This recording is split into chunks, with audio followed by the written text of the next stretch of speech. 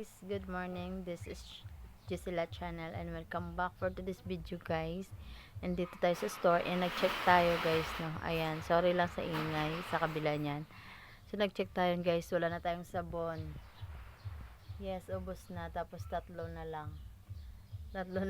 Tapos doon, ayan. So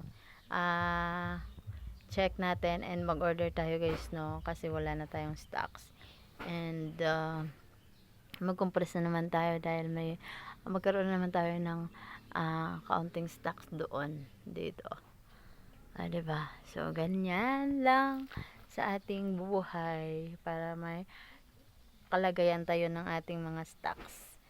So ayan, kung makikita nyo, konti lang yung mga stocks natin guys. Ganyan lang. Diba? So naway marami-rami tayong excuse me, mabinta ngayon guys para magkaroon tayo ng magkaroon tayo ng stocks. O paulit-ulit lang yan. Diba? Konti lang siya guys, no. Sorry for the inconvenience talaga. Pero konti lang siya. Convenience talaga, no. Konti lang talaga. So naway mamaya marami-rami na tayong makukuhang stocks. Diba? So ayan, wala na tayong suka, konti na lang. Tapos yung patis, konti na lang din. Yung tuyo ka pala guys, konti na lang. So ayan. Tapos yung ating selka, wala na siya guys. Wala nang laman, kung makikita nyo. Tsaka yung, kita nyo wala na. Wala nang Colgate, wala nang sabon. So konti na lang yung mga Zonrox natin. So ayan, wala nang powder. Maraming wala guys. Kunti na lang yung powder. Ayan. Diba? May pagata pa tayo. Ayan, medyo may space pa dyan guys. Baka sakali tayong magkaroon ng stocks. Baka naman. Oo. Dahil may inahantay tayong stocks guys na mamaya sana ay darating. Pero kung hindi, ayos lang para wala naman tayong bayaran. So ayan, kung makita nyo, meron tayong mga space dyan guys, no.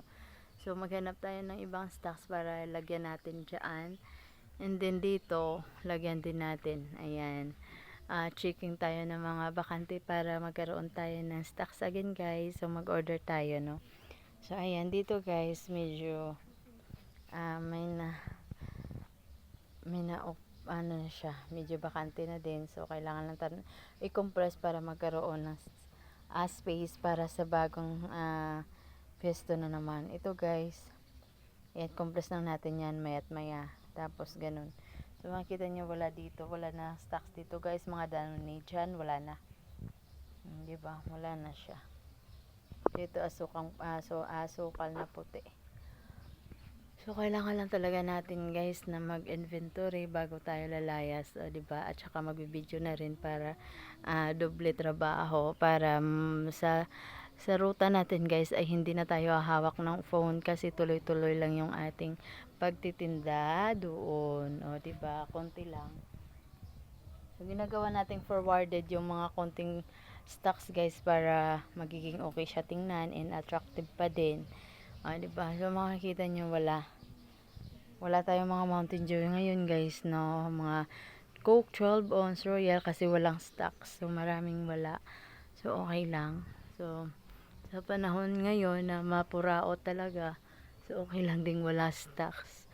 Diba? Check lang natin. So ito yung guys, marami-rami, sobrang marami-rami yung stocks ng ice cream. Natabunan na yung iba. Tapos nilagyan ko pa ng charcoal dito guys, no, para i-absorb niya yung nilagay kasi natin guys, yung konting shrimp natin dito. Kita nyo ba? So nilagay natin yung shrimp natin para bukas pa natin lutuin dahil lalayas na tayo. So check natin guys. Ayan, medyo puno pa yung ating Fiesta gas. Ayan, marami-rami pa siya. Then ito, marami-rami pa din. So yung mga sabon lang talaga medyo konti. So magre-restock tayo guys, no, naway magkaroon tayo ng maraming salapi mayat maya. Ayan, kung dito tingnan natin guys, marami-rami pa din guys, no. Okay, checking for the stocks guys para madali na tayong mag order habang nagbibiyahe tayo guys, no, magsusulat tayo Mga para-paraan ko lang yan guys para maging madali yung aking pagtrabaho sa araw-araw. Ganyan lang si ako guys, no? Dahil wala naman tayong aasahan sa ngayon. So, tayo lang po yung initiative kung anong ah, bagay para sa ating pagtatrabaho everyday. So, ganyan. Yan, marami pa tayong mga stock, uli, at saka kasi hindi mabinta ngayon guys, at saka tubig.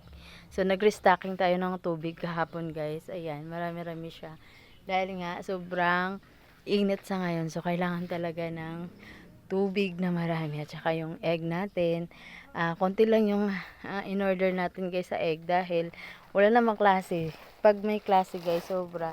Mabili talaga yung itlog na dahil sa mga estudyante pambaon nila, o di ba, tapos madali talagang lutuin sa morning, o di ba, kung nakakapagod minsan magluto, ayan, madali lang yung egg na talaga, o di ba.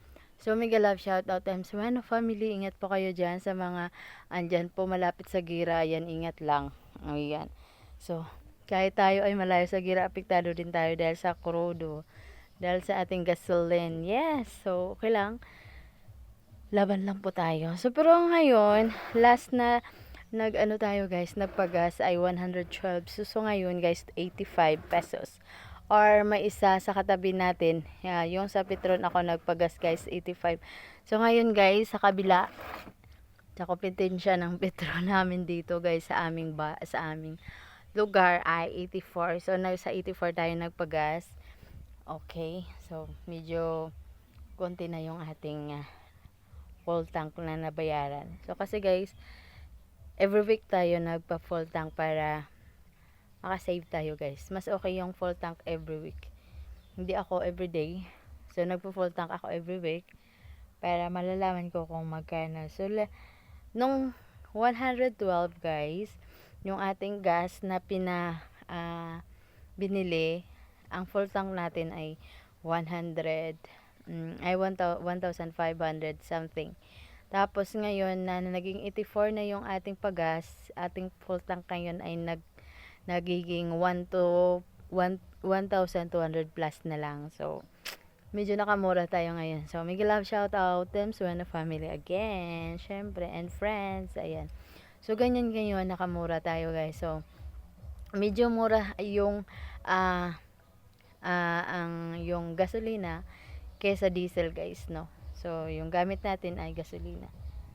Kung dati yung diesel ay mura, so ngayon gasolina talaga yung mura. So okay na. Medyo makatipid tayo. So hindi na ako nagpataas ng ating mga paninda guys, no. Okay lang din yan. Tulong na lang sa ating mga kapatid na, di ba, mga kaibigan natin. Ayan, sa mga ating kabilang baryo. Ayan. Tutulong na lang din tayo guys dahil sa kahirapan ngayon guys, no. So hindi na tayo nagpataas. Sa soft drinks lang guys, nagpataas tayo dahil nagpataas din sila yung ating kinukunan ng ating stock. So nagpataas din sila. So ito yung mga dilatas, hindi tayo nagpataas guys, kahit tumaas sila ng sentimo. So hindi na tayo nagpataas guys, no. Okay na din yan. So wala na tayong, hindi na natin pinataasan pa. Ayos na lang din. Diba, kasi sentimo. Kagaya ng asukal ngayon guys, kung ano nyo, yung ating ito ya guys, yung asukal natin ay 60. So simula na tumaas yung gasolina natin guys, 60 lang to, hanggang ngayon 60 pa din dahil tumataas siya ng 50 every sack, 70 every sack, 20 every sack, walang ganun. So medyo meron pa naman tayo kahit 60 pesos per case yung ating asukal. So kaya hindi na lang tayo nagpataas. Pero yung sa atin naman, medyo nababawasan yung ating tinatawag na na net, tinatawag na income, ginansya, yung ating dito, yung kita natin sa asukal. Halimbawa yung nakita natin ay every ay 4 pesos. So So ngayon magiging 2 pesos na lang dahil nga tumataas na tumataas yung per sack. Kaso hindi pa tayo nagpapataas pa din dahil kung titingnan meron pa naman tayo pero konti na lang. So saka na lang tayo guys pataas kung magdadagdag ng ano natin per kilo kung aabot na siya sa ating capital na 60. So, ganyan tayo magpataas ng ating mga ano. Halimbawa, yung capital na ng, pag mag-divide tayo ng per sack in kilo,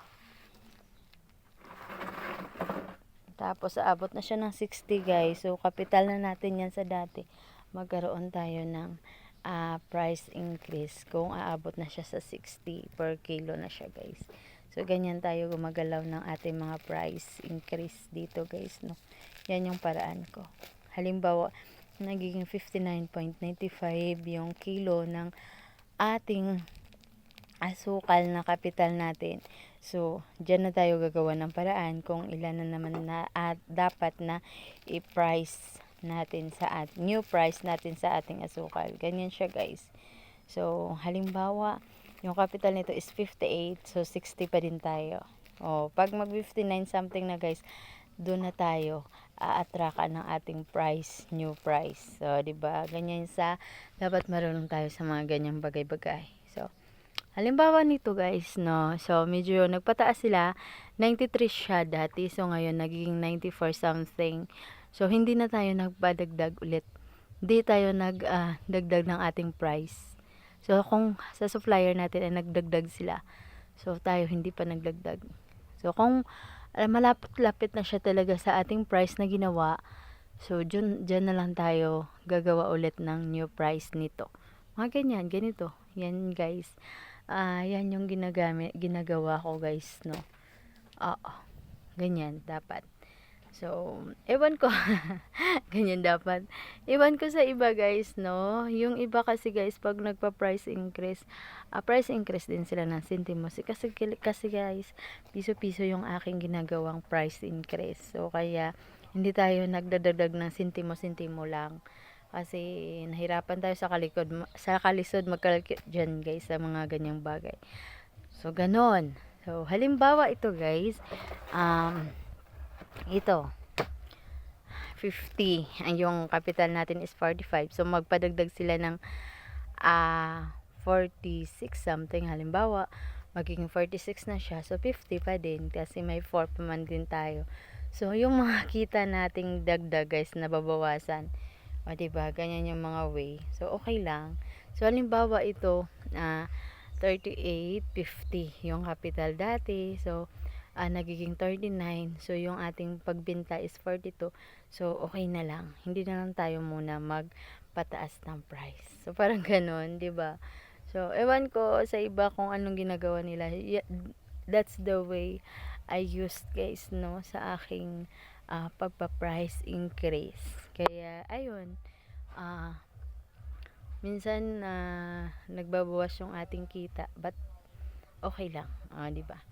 So, ingat po kayo palagi guys, no. It's me, Luigi, sila ang naglaging nagsasabi, hindi man tayo sikat pero kailangan lang nating umangat. Yes guys, and thank you so much, and take care po kayo guys, saan man kayo ngayon. So sobrang init guys, no, sa biyahe, kaya baon lang tayo ng tubig guys, no. Sobrang init talaga, kaya ingat-ingat palagi guys, no.